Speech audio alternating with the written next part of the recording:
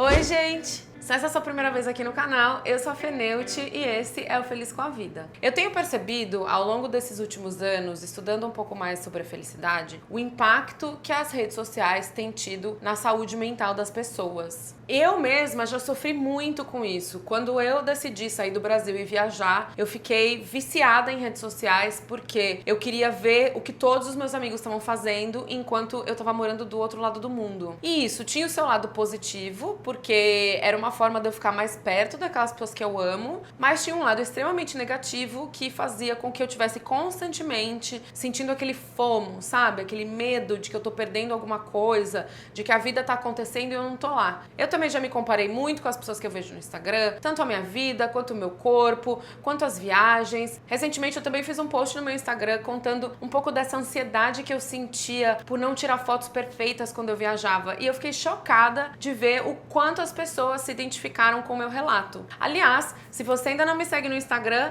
eu faria isso agora se fosse você, porque eu divido vários pensamentos que acabam acontecendo assim no dia a dia, além do Instagram Stories, que acaba sendo um behind the scenes de assuntos que eu quero falar assim quando eu tô inspirada. Foi inevitável quando eu comecei a pesquisar um pouco mais sobre esse assunto, até para trazer aqui pro vídeo, identificar um ponto que eu acho muito interessante sobre a cultura brasileira e que eu só percebi depois que eu me mudei para os Estados Unidos. Eu morei no Vietnã e eu conheci várias pessoas do mundo inteiro que também estavam de passagem, estavam morando, muitos deles americanos, e geralmente as meninas não eram tão vaidosas quanto eu, né? Eu sempre tava arrumada, maquiada, mesmo tendo uma mala de 23 quilos, eu tava sempre ali ajeitadinha. E muitas dessas meninas eram mais ripongas, tinham outro estilo e tal. Eu conheci um casal e a esposa do cara era mais ou menos como eu, ela também tava sempre arrumada, sempre maquiada, de cabelo feito. E um dia a gente foi jantar e no meio do jantar surgiu esse assunto de que a gente acabava sendo diferente dessas outras meninas que topavam fazer essas viagens de longo prazo. E aí eu, querendo fazer um elogio, virei pra ela e falei: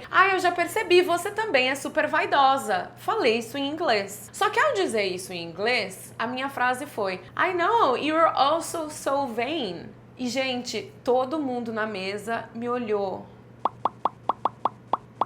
com uma cara do tipo, oi? E aí eu fiquei muito sem graça. Eu falei: tá tudo certo? Falei alguma coisa errada? E aí o Mark, querendo justificar, já falou: não, gente, acho que foi um lost in translation, que é um termo que a gente usa quando alguma tradução é feita, mas ela não faz muito sentido na outra língua. Aí o Mark virou pra mim e falou: não, Fê, vain, que é vaidosa em inglês, é um insulto. E aí eu fiquei passada. Falei: gente, não, desculpa, realmente, não tive intenção nenhuma de te insultar. É que no Brasil, eu cresci achando que vaidade era um elogio. É a gente querer ser mais bonita, é a gente se cuidar. Depois desse acontecimento, eu fiquei tão intrigada com isso que eu fui olhar no dicionário o que era vaidade.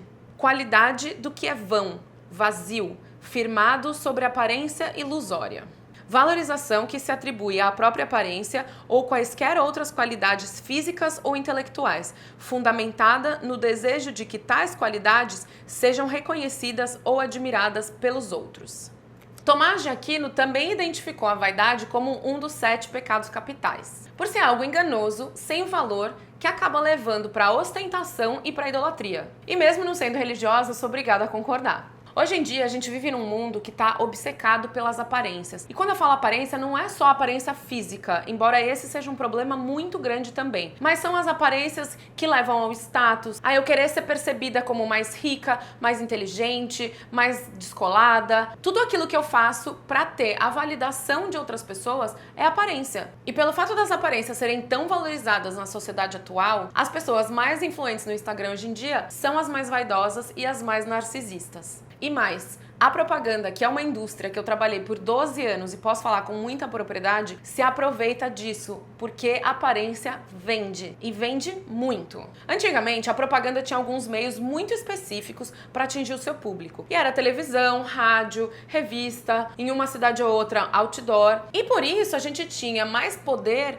para decidir quando esse conteúdo ia ser consumido. Antes, mesmo a gente sendo influenciado por aquela personagem da novela que a gente achava toda legalzona e tal, a gente sabia que a novela não era a realidade. Com o surgimento das redes sociais, principalmente o YouTube e o Instagram, que são plataformas mais visuais, a gente passou a acompanhar a novela da vida real de milhares de pessoas, fazendo com que a gente seja influenciado por elas 24 horas por dia. Além disso, transformar a imagem pessoal num negócio que antes era privilégio apenas de algumas celebridades, virou quase uma coisa universal. Qualquer um pode vender a própria imagem na internet hoje em dia. E porque isso é muito lucrativo, acaba incentivando as pessoas a quererem criar uma vida de aparências para ser mais atrativo para os outros e quem sabe fazer isso gerar dinheiro. As pessoas postam fotos perfeitas, de paisagens incríveis, com looks e maquiagens perfeitas, comendo um prato perfeito, tomando sua taça de vinho, tudo feito de um jeito que parece muito natural, que aquilo ali estava acontecendo assim, por acaso, e alguém passou e tirou uma foto sem que eu nem percebesse. E a gente, como espectador, quando vê aquilo, esquece que por trás daquelas fotos maravilhosas existiu uma produção enorme. Aliás, tem um termo novo aqui nos Estados Unidos chamado blended,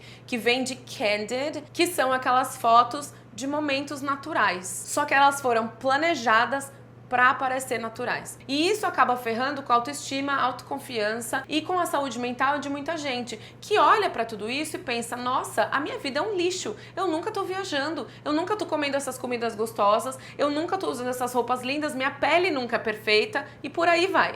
E por que a gente fica nessa angústia? Porque toda vez que a gente valoriza a aparência de outra pessoa, é quase automático que a gente desvalorize a nossa. E aí a gente passa a cobiçar e a invejar aquilo que aquelas pessoas têm e a gente não. Aliás, se vocês não sabem, cobiça e inveja são coisas diferentes. Cobiçar é você querer ter o que o outro tem. E invejar é você ficar triste porque o outro tem o que ele tem, ao ponto de que você secretamente deseja que ele não tenha. É da inveja que saem os haters e muitos dos comentários maldosos que a gente vê na internet o tempo inteiro, todos os dias. E é da cobiça que sai a nossa necessidade de comprar muitas coisas que a gente não precisa. Coisas que vão fazer a gente feliz por 5 minutos, por acreditar que naquele momento, porque eu comprei o mesmo sapato da blogueira famosa, eu tô um pouquinho mais perto de ter a vida que ela tem. E aí, gente, vou filosofar um pouco aqui. Uma coisa que eu pensei, não sei se vocês vão concordar comigo. Quando a gente vê um atleta, tipo o Usain Bolt, correndo lá, o cara mais rápido do mundo, a gente olha pra ele e pensa o seguinte, poxa,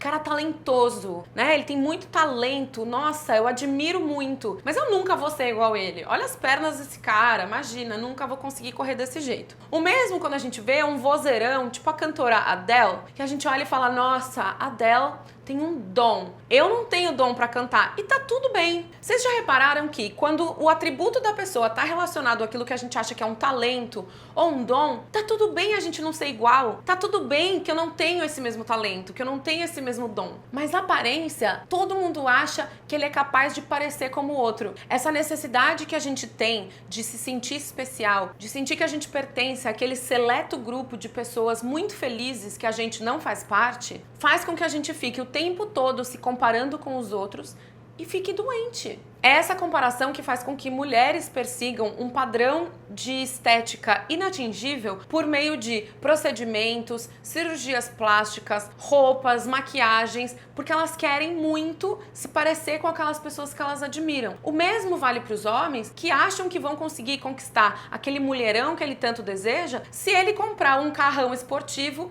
ou uma champanhe caríssima na balada. Porque foi isso que a propaganda fez você acreditar que era preciso para ser feliz.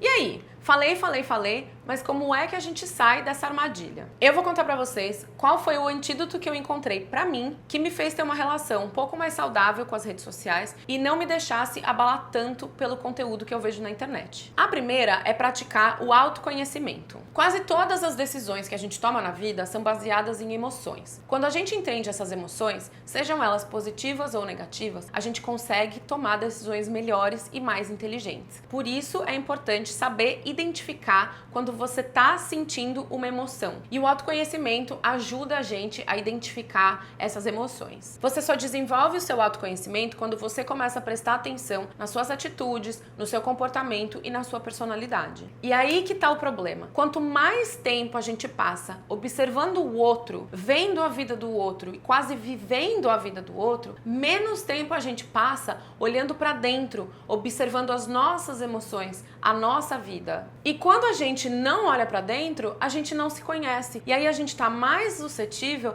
a ser influenciado pelo que tá por fora, que acaba fazendo a gente se sentir mal e muitas vezes inadequada. Ah, mas é importante tocar num ponto também de que emoções negativas são necessárias, tá, gente? A gente nunca vai conseguir eliminar. O que a gente vai conseguir é olhar para essas emoções e aprender com elas, em vez de ficar doente por causa delas. O segundo ponto, que eu de verdade acho que é o mais importante de todos, é entender a diferença entre inspiração e aspiração. Quando eu trabalhava em agência de propaganda, uma das coisas que eu mais ouvia dos clientes quando queriam criar uma nova campanha era: a gente quer que a campanha seja aspiracional. O que isso significa? Que a campanha precisa fazer com que as pessoas se identifiquem com a marca, que elas queiram ser aquilo, que elas queiram viver aquilo que está acontecendo no comercial ou na revista, ou seja lá onde for. E que a vontade delas de viver aquilo seja tão forte ao ponto delas comprarem um produto. Não é à toa que nos comerciais todo mundo é feliz, todo mundo é bonito. Aliás, bonito para o padrão que a própria propaganda criou, não é mesmo? A magreza e a beleza depois de você tomar um iogurte, a mulher que você conquistou depois de tomar a sua cerveja gelada. Isso tudo é feito para despertar em você aquela emoção que você acha que vai sentir no momento que você consumir aquele produto. Isso é aspiração. Inspiração é outra coisa. É aquilo que incita a nossa própria capacidade de criação. E eu uso a inspiração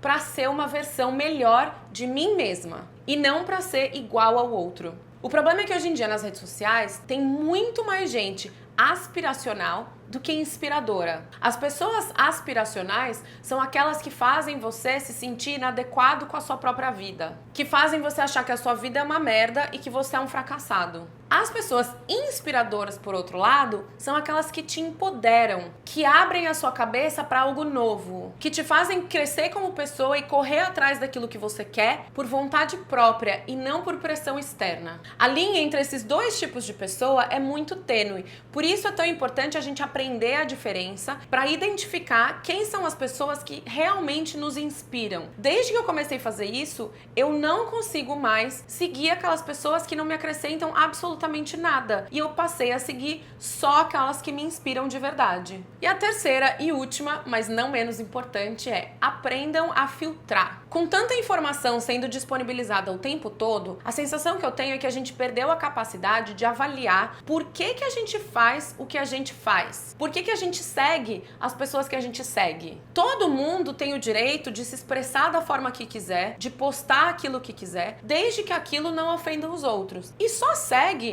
quem quer. E a gente precisa aprender a filtrar e a interpretar os conteúdos, usar aquilo que é interessante pra gente e descartar aquilo que não vai fazer diferença na nossa vida. E quando eu falo em filtro, eu não tô falando em filtrar só o conteúdo que você consome, mas também o conteúdo que você coloca pra fora. Se no momento em que alguém posta algo e aquilo te irrita ao ponto de você querer fazer um comentário que vai machucar aquela pessoa, tá na hora de você parar de seguir. Porque aquilo não vai acrescentar nada na vida dela e tá te causando uma emoção negativa que também não acrescenta nada na sua vida. Então a gente precisa tomar muito cuidado quando a gente segue os outros até pra julgar. O que você vai ganhar fazendo essa crítica? O que tudo isso acrescenta na sua vida? Se você não consegue achar nada positivo, não faça, porque você só vai estar roubando tempo de você mesmo. Se vocês não aprenderem a fazer esse filtro por vocês mesmos, as redes sociais vão fazer esse filtro pra você. É pra isso que os algoritmos servem. Eles vão filtrar aquilo que eles acham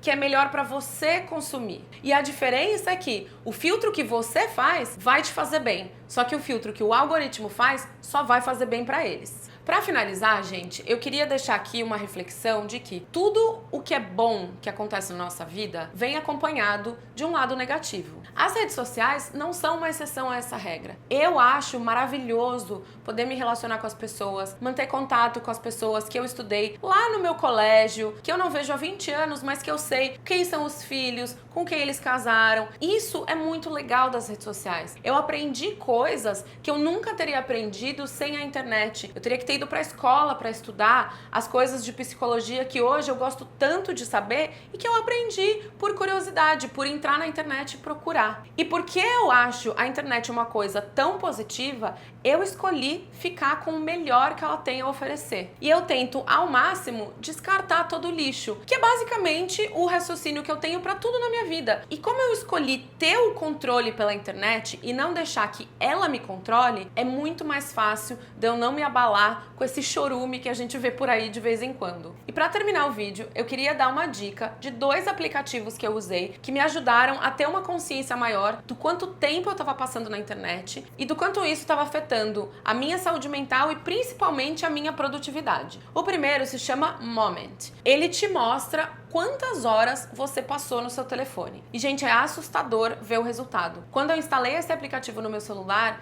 teve dias que eu fiquei 8, 9 horas. 9 horas do meu dia no celular. Não que eu fiquei direto, né, gente? Mas assim, todas as vezes que eu entrei no meu celular pra ver coisas e tal, somaram 9 horas. E quando a gente vê essa informação esfregada ali na nossa cara, a gente tem que tomar uma atitude. O segundo aplicativo é um pouco mais radical, que você acaba baixando depois que você vê o Moment. Ele se chama Freedom. O Freedom permite que você bloqueie todos aqueles sites que você é viciado. Então pode ser redes sociais, mas também podem ser outros sites que você entra muito e que faz você dispersar daquilo que você tinha que estar fazendo. Uma vez que você bloqueia esses sites, esses aplicativos, ele só desbloqueia na hora que você programou para isso. Eu gostaria de não precisar ter que usar essas ferramentas para ser uma pessoa mais controlada, mas eu confesso que às vezes elas acabam ajudando porque autocontrole é uma coisa limitada na nossa vida, né? Então eu prefiro usar a minha força de vontade